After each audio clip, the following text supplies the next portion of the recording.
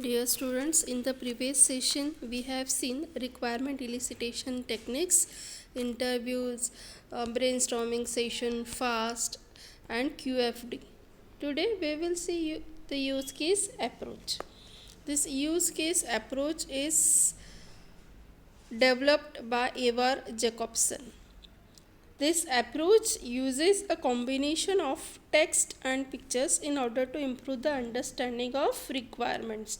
The use cases describe what of a system, not how, and they give only the functional view of the system. It gives only the functional view of the system. The terms use case, then use case scenario, use case diagrams are often interchanged, but in fact they are different. Use cases are structured outline or templates for the description of the user requirements. Use case scenarios are unstructured description of user requirements, whereas use case diagram are graphical representation that may be decomposed into further levels of abstractions. The following components are used for the design of use case approach.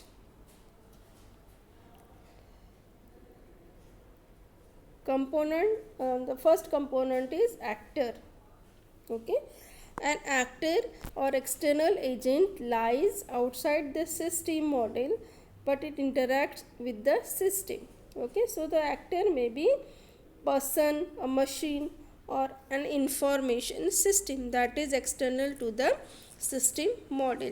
An actor is represented by a stick figure and it is not a part of systems like customers, users, external devices, or any external entity which is interacting with the system is called as the actor. So this is the figure of the actor.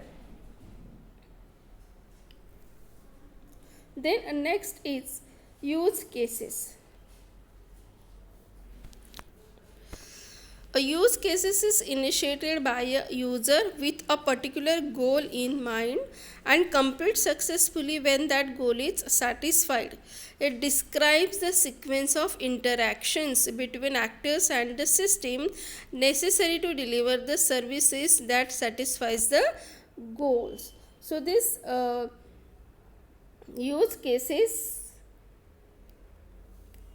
can be give a possible variants, or we can call it as alternate sequences that may also satisfy the goal, as well as this sequences that may lead to a failure. Okay, so the system is treated as a black box and the interaction with the system. Thus use cases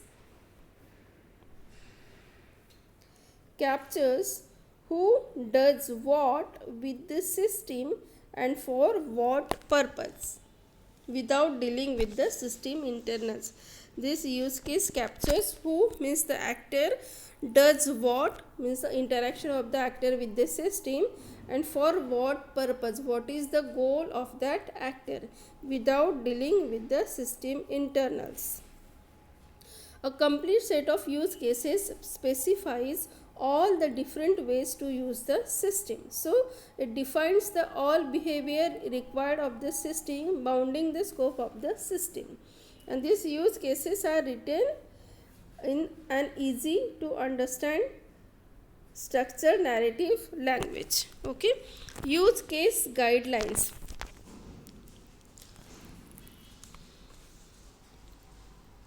The following are the use case guidelines. First is identify all the different users of the system. We have to identify all the actors which are interacting with the system.